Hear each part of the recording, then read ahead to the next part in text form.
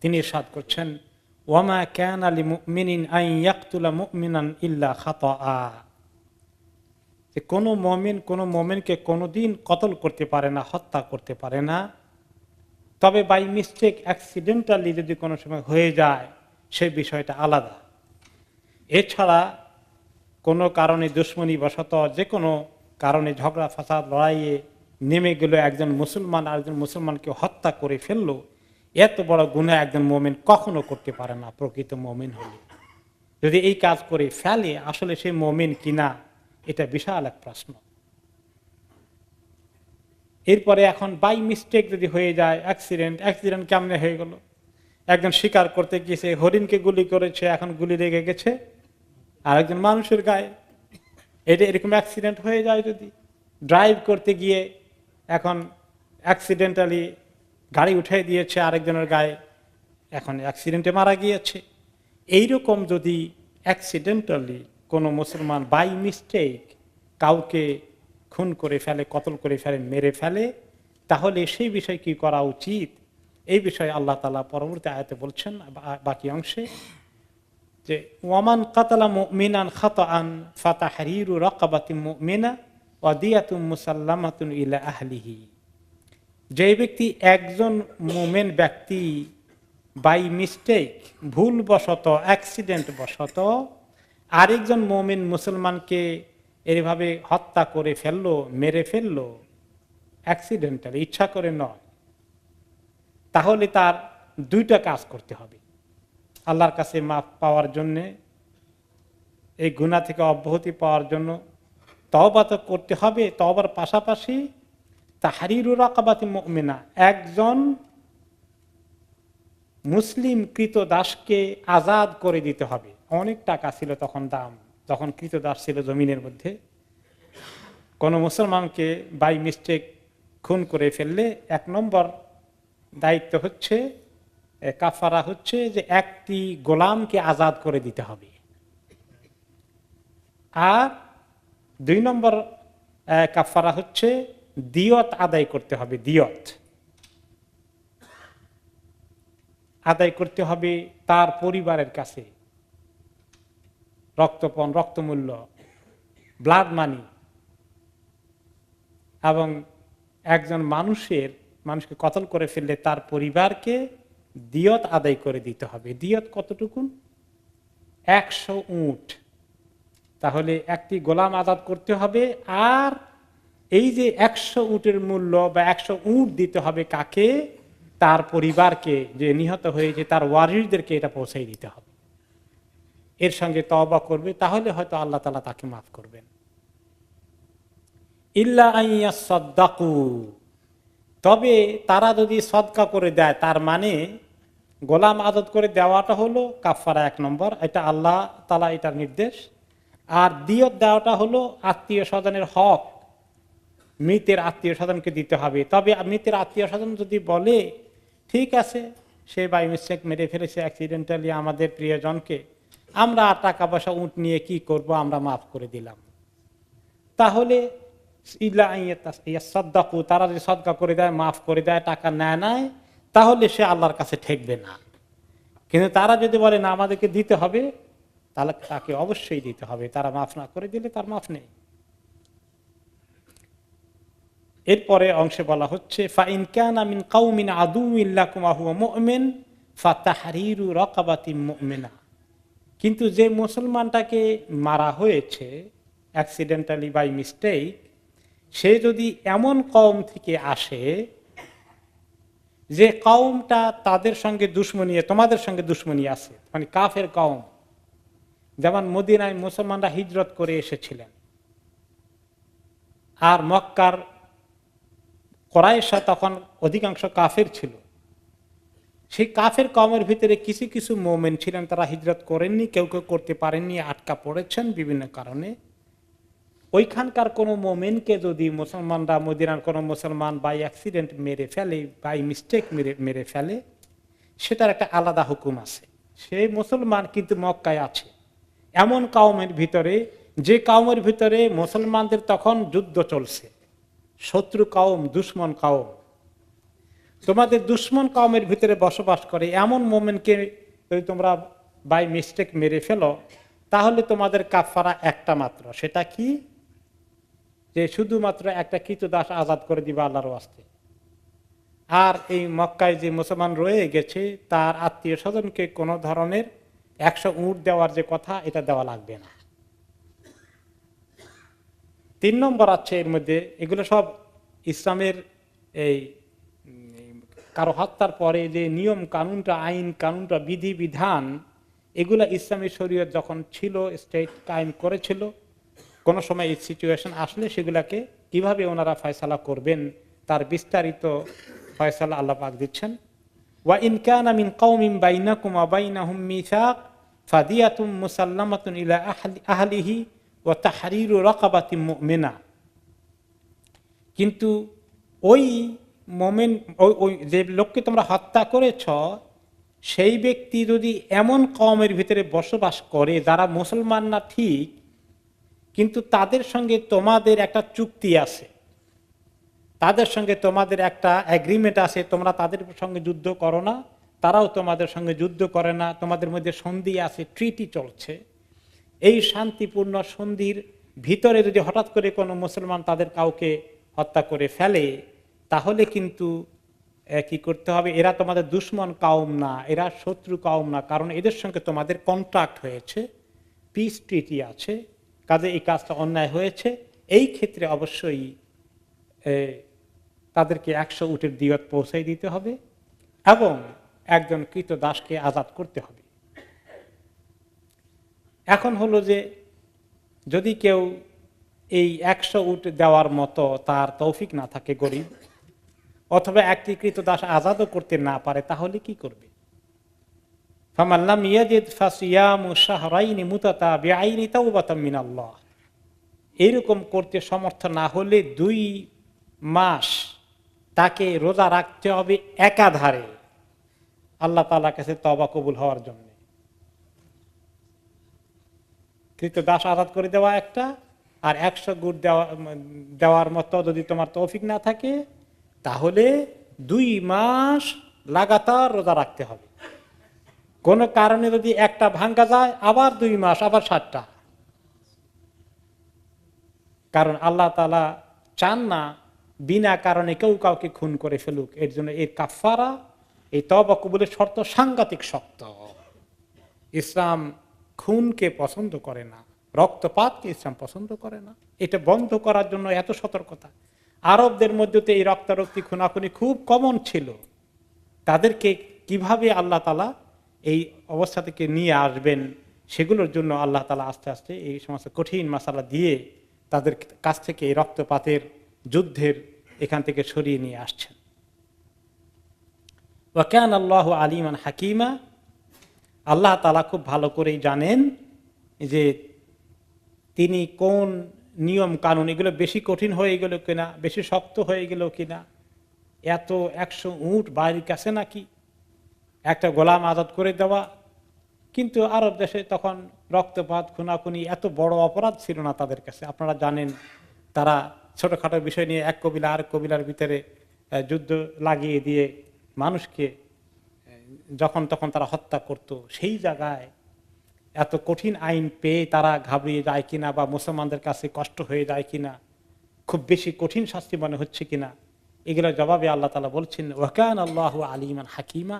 আল্লাহ তাআলা তো সবচেয়ে বেশি জ্ঞানী, আল্লাহ তাআলা সবচেয়ে বেশি সবকিছু সম্পর্কে, তার চেয়ে বড় জ্ঞানী আর কেউ নেই। কাজেই তিনি যে বিধান তোমাদেরকে দান করেন, এই ইসলামের শরীয়তের বিধানগুলো সর্বোত্তম বিধান মানুষের জীবনে, ঠিক কিনা?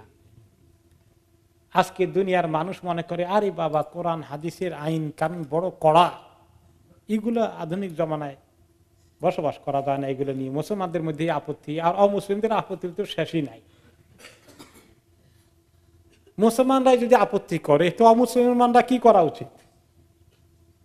এই জন্য শরীয়তের বিধিবিধান, পর্দার বিষয়টাই যদি ধরেন, এই পর্দার বিধান ইসলাম দিয়েছে যে খবরদার পর্দা করো, খবরদার তোমরা পর্দাকে উঠিয়ে দিও না, কি খতরনাক। আমাদের সমাজে গেলে পর্দার ব্যাপারে কোনো কোনো জায়গায় আছে, কোনো কোনো জায়গায় নাই, আর কোনো কোনো জায়গায় সিলেক্টেড প্লেসে আছে, অন্য জায়গায় নাই। যেমন বেশি পর্দার কথা ইসলাম বলেছে যে তোমাদের একান্ত কাছের যারা আছে, দুলাভাইয়ের সঙ্গে শালীদের পর্দা, আর ভাবিদের সঙ্গে দেবরদের পর্দা। এই ব্যাপারে পর্দার জিনিসটা, হুকুমটা বেশি কড়া কিনা ইসলামে, শক্ত করে বলেছে কিনা? শক্ত করে বলেছে। কি বলেছে? আলহামু মাউত, দেবর ভাবির সম্পর্ক মনে রাখবা, কাছাকাছি হওয়া মানে মৌত, আর শালী দুলাভাই পর্দা লঙ্ঘন করা মানে কি? মৌত। মাঝে মাঝে আমি এক্সাম্পল দেই, কিন্তু কোন ব্যক্তির এক্সাম্পল দিব না, কনফিডেন্সিয়াল থাকবে, কিন্তু বোঝার জন্য। আজকেও আমি ডিল করেছি যে বড় বোনের স্বামী শালিকার সঙ্গে সম্পর্ক করতে গিয়ে বড় বোনকে তালাক দিয়ে শালিকে বিয়ে করেছে। আজকে এই কেসটা ডিল করলাম। চিন্তা করে দেখেন কি অবস্থা, আমি শুনি তো হতবাক। এরকম আরো বহু ঘটনা আছে। নিজের দেবরকে সঙ্গে সম্পর্ক হয়ে গেছে, স্বামী এসেছে যে আমি কি করি এখন, আমার মাথা রাতা ঠিক নাই। এগুলো ইসলাম কেন বলেছে? আমাদের কল্যাণের জন্য বলেছে কিনা? আমাদের সমাজে আছে হ্যাঁ এরকম, দুলাভাই রাগ করবে, শালী নিজে তারা এত দূর মনে করে আমি এত কাছের মানুষ। শ্বশুর শাশুড়ি বলে আরে আমার ছোট ছেলেকে তুমি ভাত দাও না, একটু ইয়ে করো না, এত কিসের পর্দা ঘরের ভিতরে?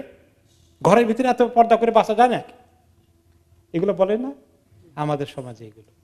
তো ইসলামের যে কোনো হুকুম যখন আল্লাহ তাআলা দান করেন, তিনি জানেন কোন হুকুমটা দিতে হবে। খবরদার কোনোদিন মুসলমানদের মনে না করে যে শরীয়তের হুকুম এত কড়া, এটা পালন করা সম্ভব না, তাহলে ইমানই থাকবে না। আসেন আমরা মেইন সাবজেক্ট হচ্ছে এরকম ভাবে কতল করাটা, একজন আরেকজনকে রাগের মাথায় মারামারি করে লড়াই করে যেগুলো হয়, এগুলো অনেক বড় খারাপ অপরাধ। এগুলাকে আল্লাহ তাআলা এখানে ডিল করছেন। ওয়ামাই ইয়াকতুল মুমিনাম মুতাআম্মিদান ফাজাযাউহু জাহান্নাম, কেউ যদি কোনো মুমিন মুসলমানকে ইচ্ছে করে কতল করে, অ্যাক্সিডেন্টে নয়, বাই মিস্টেক নয়, ইচ্ছে করে প্ল্যান করে, তাহলে তার শাস্তি কি? ফাজাযাউহু জাহান্নাম, তার শাস্তি হবে জাহান্নাম, একদম জাহান্নাম। খালিদান ফিহা, সেখানে খালিদান চিরদিন থাকবে। ওয়াগাদিবাল্লাহু আলাইহি, আল্লাহ তার প্রতি প্রচন্ড ভাবে গোসা হয়ে গেছেন। ওয়ালাআনাহু, আল্লাহ তাকে লানত করছেন। ওয়া আ'আদ্দা লাহু আযাবান আযীমা, আল্লাহ তাআলা তার জন্য কঠিন শাস্তি তৈরি করে রেখেছেন। তার জন্য যেই ব্যক্তি কোনো মুসলমানকে ইচ্ছে করে কতল করে, তার জন্য কয়টা শাস্তির কথা বলা হয়েছে গণেন এখন।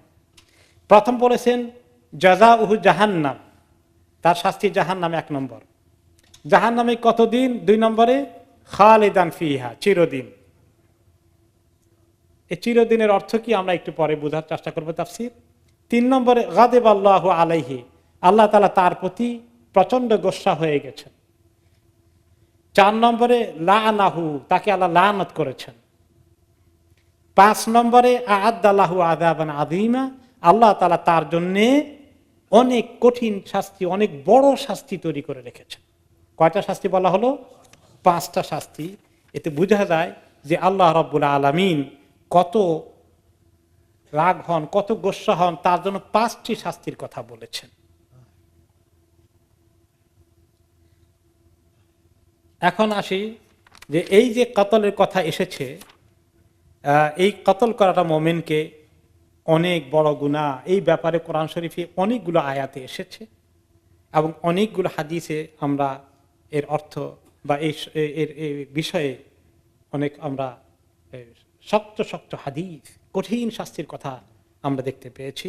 বুখারী এবং মুসলিমের হাদিসে এসেছে, রাসূলুল্লাহ সাল্লাল্লাহু আলাইহি ওয়াসাল্লাম বলেছেন, আউয়ালু মা ইয়াকদি বাইনান নাসি আও আউয়ালু মা ইউকদা বাইনান নাসি ইয়াউমুল কিয়ামাতি ফিদ দিমা, সর্বপ্রথম কিয়ামতের দিন মানুষের লেনদেন, দেনা পাওনার বিষয়ে যে কেস আল্লাহ নিয়ে আসবেন, সেটা হচ্ছে রক্তপাত সংক্রান্ত কেসগুলো।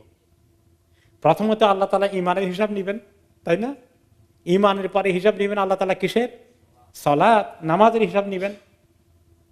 এগুলো তো আল্লাহর সঙ্গে সম্পর্কিত, ঈমানও আল্লাহর সঙ্গে সম্পর্কিত, নামাজও আল্লাহর সঙ্গে সম্পর্কিত। এরপরে মানুষের মধ্যে লেনদেনের যখন হিসাব নেবেন, সেখানে সবার আগে কোনটার হিসাব নেবেন? রক্তপাত, কেউ কাউকে খুন করেছে কি না। এই জন্য ইমাম ইবনে কাসির রাহমাতুল্লাহ আলাইহি বলেন যে হাদা তাহদীদুন শাদীদুন ওয়া ওয়াঈদুন আকীদুন, এত শক্ত করে আল্লাহ তাআলা পাঁচটি শাস্তির কথা বলেছেন আয়াতের মধ্যে, যে লিমান তাআতা হাদা যামবুল আযীম, যে ব্যক্তি এই বড় গুনাহটা করে বসে তার জন্য এত শক্ত আযাবের কথা এসেছে। আরেকটি হাদিসে তিনি ইরশাদ করেছেন, লাউ ইজতামা আহলুস সামাওয়াতি ওয়াল আরদি আলা কাতলি রাজুলিন মুসলিমিন লা আকাব্বাহুমুল্লাহু ফিন্নার, যে একটি মানুষকে, একটি মুসলমানকে হত্যা করার জন্য যদি অনেক লোক একত্রিত হয়, 100 লোক 1000 লোক মিলে যদি একটা লোককে শাস্তি দেয়, হত্যা করে, 1 কোটি লোক মিলে যদি একটা লোককে হত্যা করে, তাই শুধু নয়, সমস্ত মানুষ যদি একমত হয়ে যায়, আসমান জমিনে যা কিছু আছে সবাই মিলে যদি একজনকে অন্যায়ভাবে হত্যা করার জন্য পরিকল্পনা করে, হত্যা করে, আল্লাহ তাআলা কেয়ার করবেন না, এই সবগুলোকে আল্লাহ জাহান্নামে দিবেন। দেখতে পেয়েছেন? এরপরে লা জাওয়ালুদ দুনিয়া আহওয়ানু ইনদাল্লাহি মিন কাতল রাজুলিন মুসলিম, আরেকটি হাদিস এসেছে, আল্লাহর কাছে দুনিয়াটা ধ্বংস হয়ে যাওয়া তুলনায় একটা মুসলমান মানুষকে হত্যা করা আল্লাহর কাছে বড় কঠিন বিষয় হয়ে যায়। এর মোকাবিলায় দুনিয়া যদি ধ্বংস হয়ে যায় সেটাও আল্লাহর কাছে আরো সহজ। একজন মুসলিমের রক্তপাত আল্লাহর কাছে এত খারাপ জিনিস, আল্লাহ তাআলা এত অপছন্দ করেন। আরেকটি হাদিসে এসেছে, মান আআনা আলা কাতলিল মুসলিমি ওয়ালাউ বিশাতরি কালিমাতিন জাআ ইয়াউমাল কিয়ামাতি মাকতুবুন বাইনা আইনাইহি আইসুন মিন রাহমাতিল্লাহ, যে কেউ কোনো মুসলমানকে হত্যা করার ব্যাপারে কেউ যদি আরেকজনকে একটু এক কথার অর্ধেক কথা দিয়া, অর্ধেক শব্দ দিয়া হেল্প করে, সহযোগিতা করে, সমর্থন দেয়, তাহলে কিয়ামতের দিন তার কপালের মধ্যে লেখা থাকবে যে এই ব্যক্তি আল্লাহর রহমত থেকে নিরাশ। যারা কতল করেছে তাদের কপালে কি লেখা থাকবে? যে কতলের জন্য সাহায্য সমর্থন সহযোগিতা করলো, একটি কথা দিয়ে সাপোর্ট করে দিল, তার কপালে লেখা থাকবে কিয়ামতের দিন যে এই ব্যক্তি আল্লাহর রহমত থেকে অবশ্যই নিরাশ, তার কোনো আশা নাই। তাহলে একজন মুসলমানের রক্তপাত কত জঘন্য জিনিস।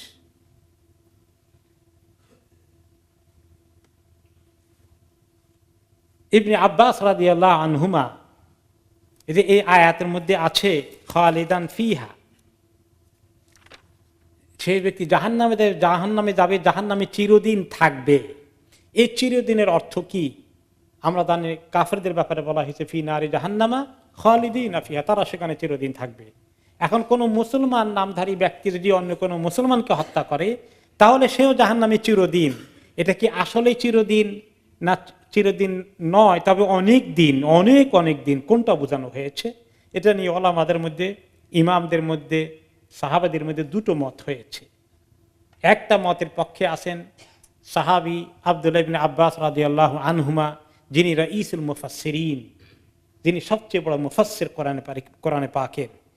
ওনার ব্যাপারে ইমাম বুখারী বর্ণনা করেছেন যে কুফার লোকেরা কি করলো, এই বিষয় নিয়ে তাদের মধ্যে ডিবেট হলো যে একজন মুসলমান আরেকজন মুসলমানকে হত্যা করলে খালিদান ফিহা, কোরআন শরীফে আছে চিরদিন থাকবে, অন্য আয়াতগুলোতে শুধু কাফেরদের ব্যাপারে চিরদিনের কথা মনে করা হয়েছে। বাকি কতল করা আরেক মুসলমানকে অনেক বড় গুনাহ কবিরা ঠিকই, কিন্তু গুনাহ কবিরা থেকে তো একবার জাহান্নামে জ্বলতে জ্বলতে জ্বলতে জ্বলতে একবার বের হয়ে আসার কথা, নাকি সেখানে চিরদিনই পড়ে থাকবে? এটা নিয়ে তাদের মধ্যে বিতর্ক হলো, দুই মত হয়ে গেল। তখন তারা ফয়সালার জন্য মদিনায় এক লোককে পাঠালেন। কার কাছে? আব্দুল্লাহ ইবনে আব্বাস রাদিয়াল্লাহু আনহুমার কাছে, যে তিনি তো সবচেয়ে বড় মুফাসসির, এই আয়াতের তাফসীর সম্পর্কে ওনার কাছে জিজ্ঞেস করা হোক। ওনার কাছে আসা হলো।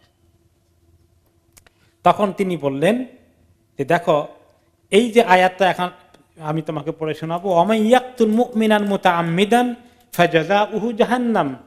এই যে আয়াত আছে, যে ব্যক্তি কোনো মুমিনকে ইচ্ছে করে কতল করে তার শাস্তি হচ্ছে জাহান্নাম, খালিদান ফিহা, তা সেখানে চিরদিন থাকবে, ওয়াগাদাবাল্লাহু আলাইহি ওয়া লাআনাহু ওয়া আ'আদ্দা লাহু আযাবান আযীমা। এই আয়াতটা নাজিল হয়েছে অনেক শেষের দিকে নবী করিম সাল্লাল্লাহু আলাইহি ওয়াসাল্লাম জীবদ্দশায়। আখিরু মা নাযালা ওয়া মা নাসাখাহা শাইউন, এই কতলের বিষয় এটা আখেরি আয়াত, আর কোন আয়াত এসে এটাকে মানসুখ করেনি, এটাকে রদ করে দেয়নি। কাজে এটাই ছিল ওনার মতামত যে সেই ব্যক্তি অবশ্যই চিরদিন থাকবে, সে আর কোনোদিন বের হতে পারবে না জাহান্নাম থেকে। এরপরে আরেকটি হাদিসে সাঈদ ইবনে জুবাইর রাদিয়াল্লাহু তাআলা আনহু, ইনি একজন বড় তাবেঈন, তিনি বলেন আমি ইবনে আব্বাস রাদিয়াল্লাহু আনহুমাকে এই আয়াতের তাফসীর সম্পর্কে জিজ্ঞেস করলাম, খালিদান ফিহা, সেখানে চিরদিন থাকবে অর্থ কি? তিনি বলেন ইন্না রাজুলা ইযা আরাফাল ইসলাম, হ্যাঁ, কোন লোক যদি ইসলামকে ভালো করে বুঝেছিল, মানে ইসলামের জ্ঞান পাওয়ার সুযোগ হয়েছে তার, ওয়া শারাআল ইসলাম, ইসলামের হুকুমগুলো জানার সুযোগ হয়েছে, অতঃপর সুম্মা কাতাল মুমিনান মুতাআম্মিদান, সে নিউ মুসলিম না, হঠাৎ করে ইসলাম কবুল করেছে আর অ্যাক্সিডেন্টালি কাউকে এভাবে কতল করেছে, এরকম না, জেনে শুনে ইসলামকে জানার পরে ইচ্ছা করে যখন যদি কাউকে কতল করে তাহলে ফাজাযাউহু জাহান্নাম, সে অবশ্যই জাহান্নামে চিরদিন থাকবে। ওয়ালা তাওবাতা লাহু, তার তওবা কবুল করে জাহান্নাম থেকে বের হয়ে আসার আর কোনো সুযোগই নাই। এই কথা শুনে সাঈদ ইবনে জুবাইর বললেন, আমি ইবনে আব্বাসের আরো এক ছাত্র আছেন, তিনি আরেকজন বড় মুফাসসির মুজাহিদ রহমতুল্লাহ আলাইহি, ওনাকে আমি জিজ্ঞেস করলাম যে এরকম যে উনি বললেন, এইটাই কি আপনার মতামত কি না, নাকি এখানে আর কোনো সুযোগ আছে? তখন তিনি বললেন ইল্লা মান নাদিমা, তবে যে ব্যক্তি অত্যন্ত অনুতপ্ত হয়ে পড়ে, খুব তওবা করে, তার ব্যাপারে আশা করা যায় যে হয়তো আল্লাহ তাআলা তাকে কাঁদতে কাঁদতে কান্নার কারণে তওবা করার কারণে হয়তো আল্লাহ মাফ করবেন।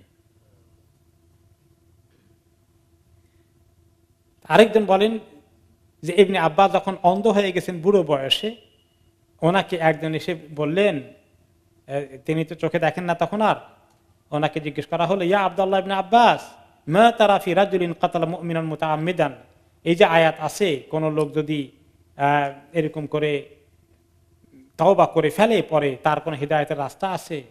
ক্বালা ফারাআইতা ইন তাবা ওয়া আমিলা সালিহান সুম্মা ইহতাদা, খুব তওবা করলো, নেক আমল করলো, তারপরে হিদায়াতের দিকে চলে আসলো, তার কোনো রাস্তা আছে? তিনি বললেন কোনো রাস্তা নাই, তার জন্য আমি কোনো রাস্তা দেখি না। কেমনে দেখব?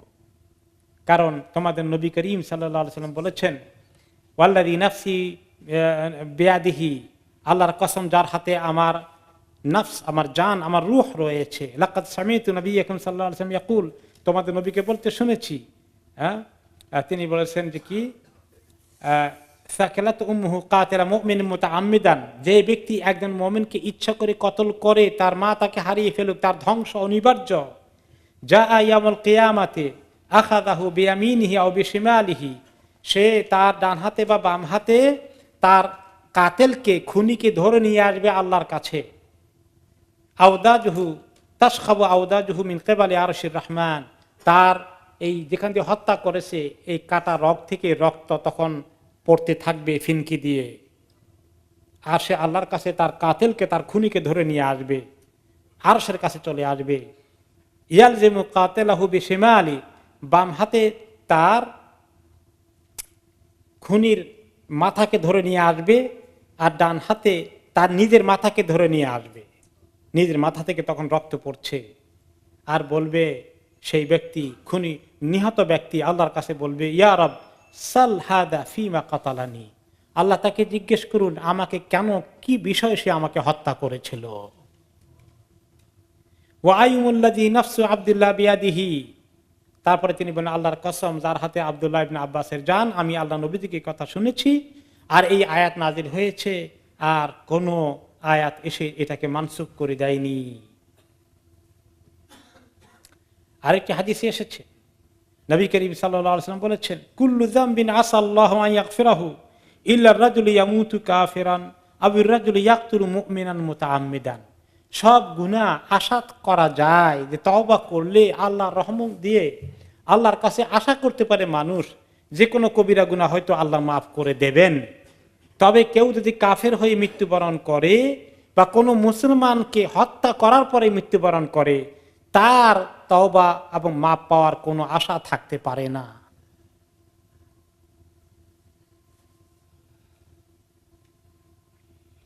এরপরে এখন আমরা আরো কিছু আয়াত দেখি। সেখানে কোন কোন হাদিসে এসেছে, কোন কোন আয়াতে এসেছে, কুল ইয়া ইবাদিয়াল্লাযিনা আসরাফু আলা আনফুসিহিম লা তাকনাতু মির রাহমাতিল্লাহ। আপনি বলে দেন, হে আমার বান্দারা, যারা নিজেদের উপরে অনেক গুনাহ করেছ, জুলুম করেছ, তোমরা আল্লাহর রহমত থেকে নিরাশ হও না। ওখানে তো আবার কিছু আশার আলো আছে, এটা আরেকটি মত। এরপরে ওই মতের পক্ষেও কিছু সাহাবা এবং তাবেঈদের মতামত আছে যে একমাত্র মুশরিক হয়ে, কাফির হয়ে, মুরতাদ হয়ে যদি মৃত্যুবরণ করে, তওবা না করে, তার জন্য ফিনারে জাহান্নামা খালিদিনা ফিহা। আর এছাড়া যত গুনাহই করুক, সব গুনার জন্য আল্লাহ তাআলার কাছে তওবা করলে, সিনসিয়ারলি কাঁদলে আশা করা যায় যে আল্লাহ মাফ করবেন। এই পক্ষেও যথেষ্ট মতামত আছে। তার পক্ষে আরেকটি দলিল হচ্ছে ওই বনি ইসরাইলের কথা।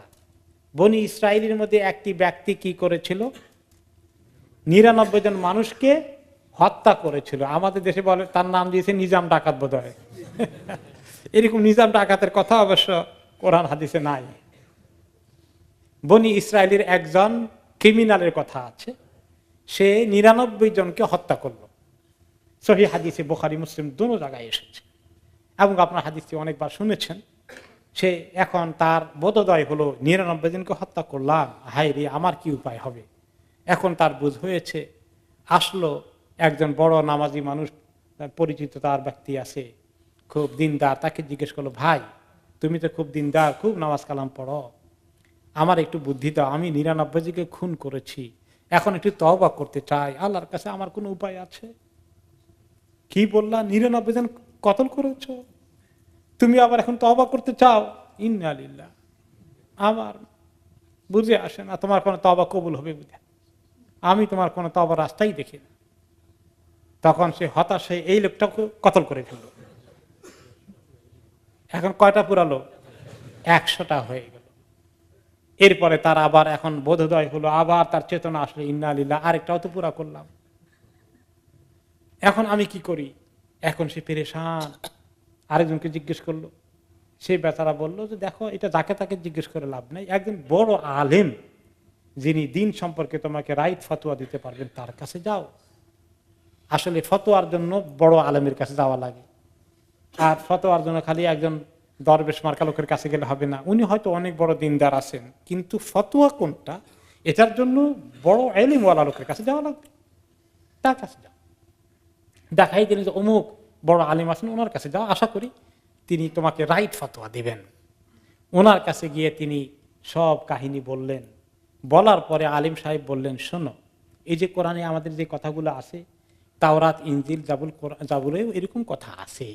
এই যে কোরআনে কি আছে, আমার ওই সমস্ত বান্দাদেরকে বলেন যারা নিজেদের উপরে অনেক জুলুম করেছ, তোমরা আল্লাহর রহমত থেকে নিরাশ হইও না, তোমরা আল্লাহর কাছে সিনসিয়ারলি তওবা করো এবং এমন তওবা করে নেক আমল বাড়িয়ে দাও। এরকম যারা করে তাদের জন্য সুসংবাদ কি, উলাইকা ইবাদদিলুল্লাহু সাইয়্যাতিহিম হাসানাত। এই সমস্ত লোকদের তওবা শুধু আল্লাহ কবুল করেন না, তাদের গুনাহগুলোকে আল্লাহ নেকিতে পরিবর্তন করে দেন। এইরকম কথা তাওরাতেও আছে, জাবুরেও আছে, সহফে ইব্রাহিম মুসায়ও আছে। কোরআনের আগেও এই সমস্ত কথাবার্তা আল্লাহ তাআলা মানুষকে বলেছেন। সেগুলোর ভিত্তিতে আলেম সাহেব ফতোয়া দিলেন যে না, তোমার তওবার রাস্তা খোলা আছে এখনো, যতক্ষণ তুমি না মরো। 2 সময় তওবার রাস্তা বন্ধ হয়ে যায়। একটা কি, যখন মউত চলে আসে, গারগারাতুল মউত চলে আসে, তখন বন্ধ হয়ে যায়। ইন্নাল্লাহা ইয়াকবালু তাওবাতাল আবদি মা লাম ইউগারগির। বান্দার তওবা আল্লাহ কবুল করেন যতক্ষণ তার মৃত্যুর শেষ নিঃশ্বাস নিয়ে টানাটানি শুরু না হয়।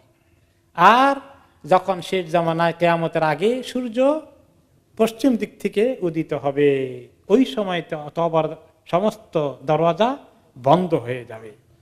এখন কেউ যদি আজকে কুফরিও করে, আল্লাহ মাফ করুন, কেউ যদি শিরকের মধ্যেও থাকে, কেউ যদি মোরতাদও হয়ে যায় আর মৃত্যুর আগে তওবা করতে চায়, তওবার রাস্তা কি খোলা আছে?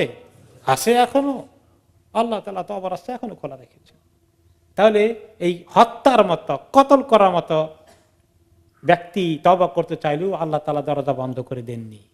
আলেম সাহেব তাকে বললেন, এখনো তোমার জন্য তওবার রাস্তা খোলা আছে, তুমি এই রাস্তা থেকে সরিয়ে আসতে হবে। খবরদার আরেকটি কাজ যেন তোমার দ্বারা এরকম না ঘটে, এইটা তুমি নিশ্চিত করো। তবে তিনি বলেন, এটা নিশ্চিত করতে হলে তোমার এই সোসাইটিতে থাকা ঠিক হবে না। কারণ কি, এতে বোঝা গেল যে সে লোকটা, তার কিছু এমন গ্যাং আছে, এরকম তার কিছু সোসাইটি আছে, বন্ধু বান্ধব আছে, যাদের সঙ্গে থেকে সে এগুলা করে, তাদের কারণে উৎসাহিত হয়ে যায়। এদের সঙ্গ তাকে ছাড়তে হবে, তাকে হিজরত করতে হবে। তিনি বললেন, তাহলে তুমি যদি সিনসিয়ারলি তওবা করতে চাও, তুমি তাহলে এই দেশ ছেড়ে হিজরত করে যাও। অমুক দেশে অমুক জায়গায় কিছু নেককার লোকজন আছে, তাদের সঙ্গে গিয়ে বসবাস করলে সৎসঙ্গ স্বর্গবাস, অসৎসঙ্গ সর্বনাশ। তুমি ওখানে চলে যাও। তো ওখানে গেলে আল্লাহ আমাকে মাফ করবেন, আল্লাহ মাফ করবেন, তওবা করতে থাকো, সেখানে গিয়ে নেক আমল করতে থাকো। সে বাচ্চারা রওনা করে দিল। আপনারা কাহিনী শুনেছেন, আর একটু কনফার্ম হয়ে নেন। তারপর সে যাওয়া শুরু করে দিয়েছে। বহুদূর সে রাস্তা যেতে যেতে প্রায় মাঝামাঝি যাওয়ার অবস্থায় তার এখন মালাকুল মউত এসে গেছে, মৃত্যুর সময় ঘটে গেছে। এখন সে তার মউত হয়ে যাবে। এখন আমাদের যখন জানি মউত হয়, মউতের সময় ফেরেশতা, আমরা খালি মনে করি আজরাইল আসেন, মালাকুল মউত আসেন। আসলে ওই ফেরেশতার নাম আজরাইল হিসাবে সহি কোনো হাদিসে বা কোরআনে নাই। ফেরেশতার নাম আসছে কিভাবে? মালাকুল মউত, মৃত্যু ফেরেশতা। আজরাইল আসছে ইসরাইলি রিওয়ায়াতের মধ্যে, ইসরাইলি বর্ণনা। কোরআন হাদিসে আজরাইল শব্দ আসেনি। মালাকুল মউত, তো মালাকুল মউত একলা আসেন না, উনি মেইন লিড করেন, কিন্তু ওনার আন্ডারে ব্যাটালিয়ন থাকে, ফেরেশতাদের বাহিনী থাকে। তো নেককারদের জন্য এক দল ফেরেশতা আসে এক কিসমের, আর যারা গুনাহগার অথবা ফাসেক, কাফের, মুশরিক, তাদের জন্য আরেক ধরনের মৃত্যু ফেরেশতারা আসেন। নেককারদের জন্য খুব সুন্দর পোশাক পরে, খুব আদবের সাথে নুরানি চেহারা নিয়ে ফেরেশতারা আসেন, তাদের কায়দা একরকম। আর গুনাহগার, কাফের, মুশরিকের কায়দা, তাদেরকে মৃত্যু দান করার জন্য যে ফেরেশতারা আসেন, তাদের তরিকা অন্যরকম। তাদের চেহারা খুব বিভৎস চেহারা থাকে, ভয়াল চেহারা।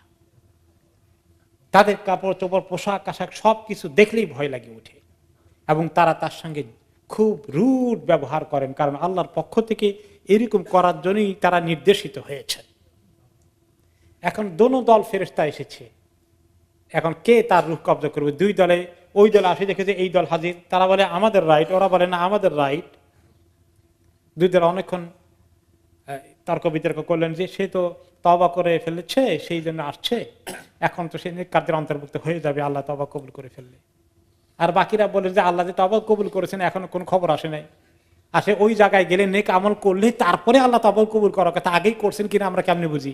এখনো তো তার এই লিস্টে না থাকার কথা, যে শেষ পর্যন্ত তারা ফয়সালা করতে পারছেন না। তখন তারা আল্লাহ তাআলাই করান এগুলা।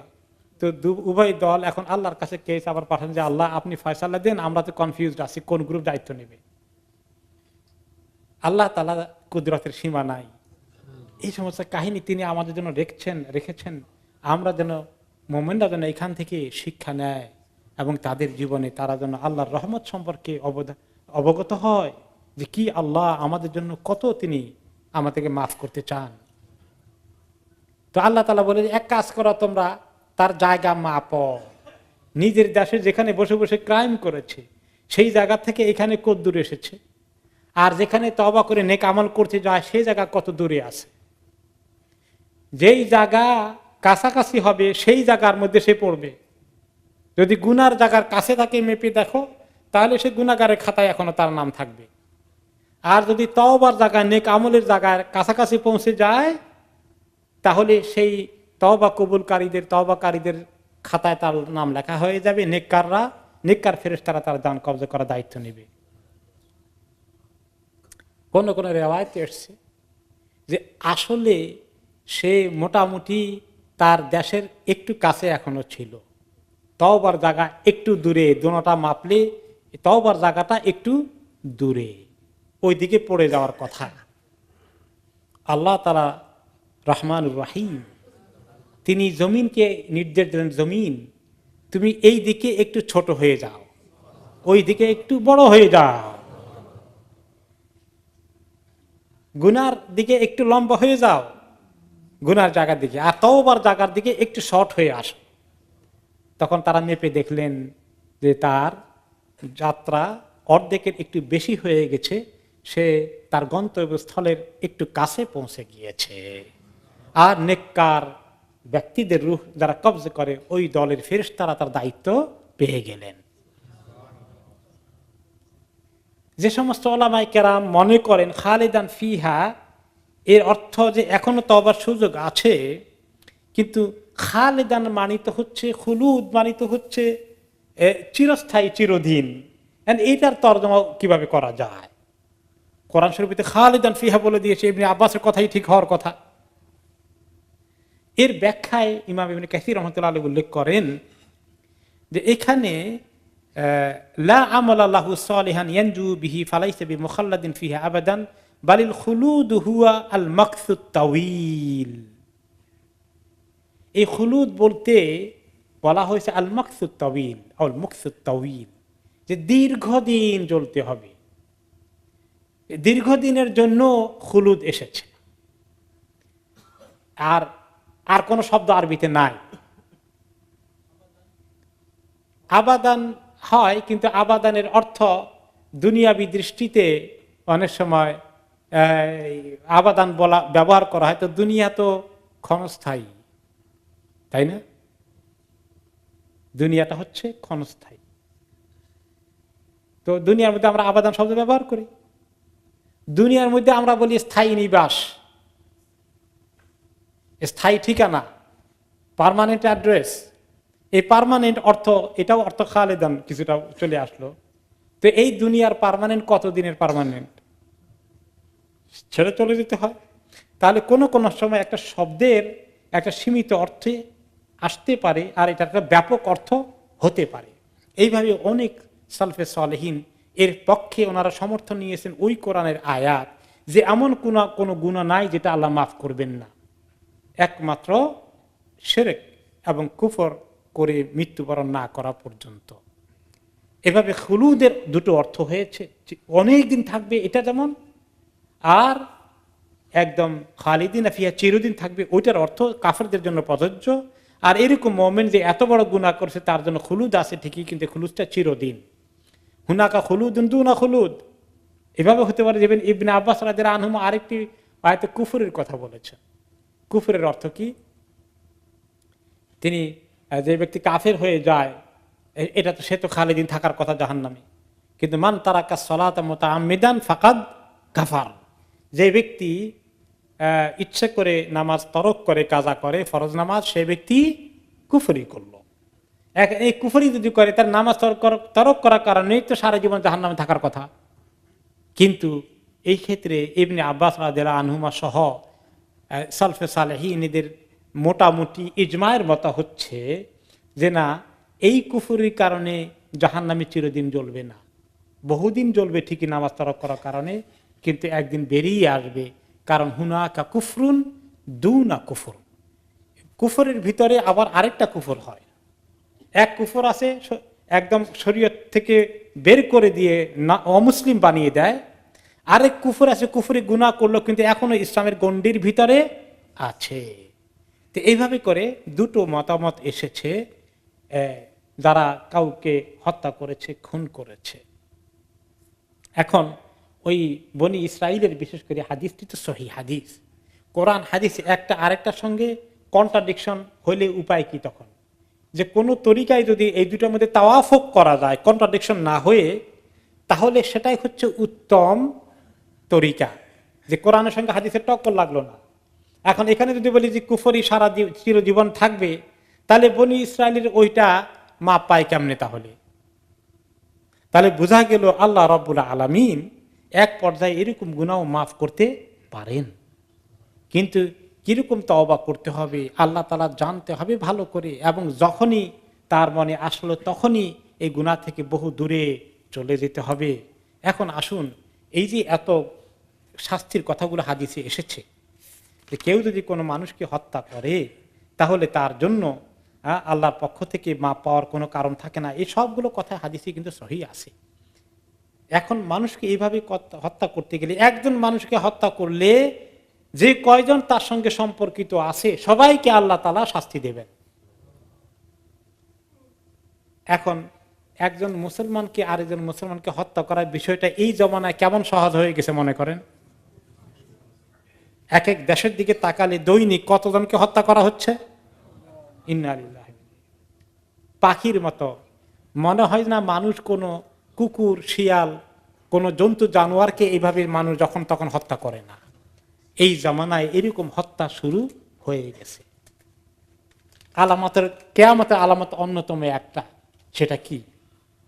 তিনি বলেন যে হারাজ হারাজ হারাজ মানে যে এরকম করে গলা কাটা হবে, হত্যা করা হবে, হত্যা করা হবে।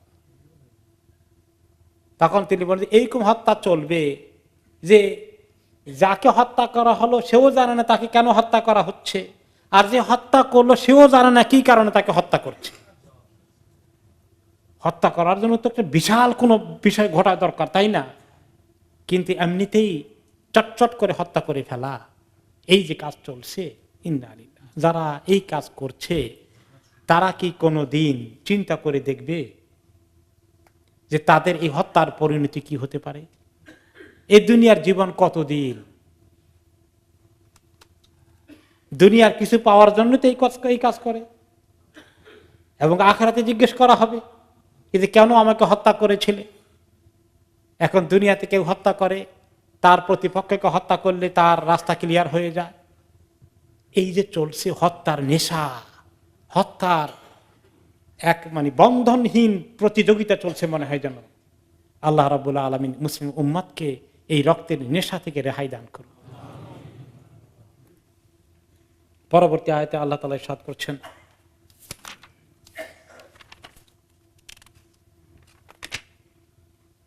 ইয়া আইয়ুহাল্লাযীনা আমানু ইযা দারাবতুম ফি সাবিলিল্লাহি ফাতাবায়ানু ওয়া লা তাকুলু লিমান আলকা ইলাইকুমুস সালামা লাস্তা মুমিনা ইয়াতাবতাগুনা আরাদাল হায়াতিদ দুনিয়া ফাইনদাল্লাহি মাগানিমু কাসীরা কাযালিকা কুনতুম মিন ক্বাবলু ফামান্নাল্লাহু আলাইকুম ফাতাবায়ানু ইন্নাল্লাহা কানা বিমা তা'মালুনা খাবীরা। হে ঈমানদার লোকেরা, যখন তোমরা এই জমিনের মধ্যে চলাফেরা করো বা কোনো দিকে আল্লাহর রাস্তায় যুদ্ধ করার জন্য রওনা করে দিয়েছ, তোমাদের সামনে যদি কোনো কওমের দেখা সাক্ষাৎ হয়ে যায় তাহলে হামলা করার আগে ফাতাবায়ানু, তাহকিক করো, একটু ভালো করে ইনভেস্টিগেট করো যাদের সঙ্গে তোমাদের লড়াই হচ্ছে এরা তোমাদের দুশমন কওম, না অন্যায়ভাবে অন্য কোনো কওমের উপরে তোমরা লড়াই শুরু করে দিলা, বা কাউকে হঠাৎ করে অ্যাটাক করলা অন্যায়ভাবে, খেয়াল করে দেখো। ওয়ালা তাকুলু লিমান আলকা ইলাইকুমুস সালামা লাস্তা মুমিনা, আর যদি কেউ এসে তোমাদের কাছে বলে, সালাম দেয় আর আত্মসমর্পণ করে আর বলে আমরা মুসলমান হয়ে গেছি, তাহলে তাদেরকে বলো না, খবরদার, না তোমরা মুমিন, আমরা বিশ্বাস করি না, এরকম করো না। তাও তাকুনা আরাদাল হায়াতিদ দুনিয়া, তোমরা মনে করো দুনিয়ার কিছু পেয়ে যাবা, গনিমতের মাল পাওয়া যাবে, এই কওমকে অ্যাটাক করে হামলা করে সব নিয়ে যেতে পারবা। ফাইনদাল্লাহি মাগানিমু কাসীরা, আসলে সবর করলে, আল্লাহর ডাইরেকশন ফলো করলে আল্লাহ তাআলার কাছে তোমাদের গনিমতের অনেক কিছু পাওয়ার আছে। আসল পাওয়া তো আল্লাহর কাছে, দুনিয়ার গনিমতের জন্য আল্লাহর কাছে গুলো হারাতে চাও। কাযালিকা কুনতুম মিন ক্বাবলু, এর আগে তোমরা এরকমই রক্তপাত করতে, হে মুসলমানরা, ইসলাম কবুল করার আগে জাহিলি জামানায় তাই করেছিলে তোমরা আরবদের ভিতরে। ফামান্নাল্লাহু আলাইকুম, এখন আল্লাহ তাআলা তোমাদের প্রতি ইহসান করেছেন, ইসলামের রাস্তায় নিয়ে এসেছেন, তোমাদেরকে রক্তপাত থেকে সরিয়ে এনেছেন। ফাতাবায়ানু, এখন তোমরা সতর্ক হয়ে যাও, খবরদার কোনো কিছু কনফার্ম না হয়ে, নিশ্চিত না হয়ে, ইনভেস্টিগেট না করে অন্য কোনো কাউকে দেখলেই দুশমন মনে করো না, আর অ্যাটাক করো না। ইন্নাল্লাহা কানা বিমা তা'মালুনা খাবীরা, তোমরা যা কিছু করো সবগুলো খবর আল্লাহ তাআলা রাখেন। এখন এই বিষয়ে ইবনে আব্বাস রাদিয়াল্লাহু আনহু একটি হাদিস বর্ণনা করেছেন। তার আগে ইমাম বুখারী বলেছেন, সেখানে ইবনে আব্বাস রাদিয়াল্লাহু আনহু ছিলেন রাবী, কানা রাজুলুন ফি গনিমাতিন লাহু ফালাহিকাহুল মুসলিমুন ফাকালা আসসালামু আলাইকুম ফাকাতালুহু আখাযু গনিমাতাহু। যে একজন মুসলমান তিনি কিছু যুদ্ধের পরে অন্য মুসলমান কওমের গনিমতের মাল জোগাড় করে এগুলা তার কাছে রাখছিলেন, পাহারা দিচ্ছিলেন।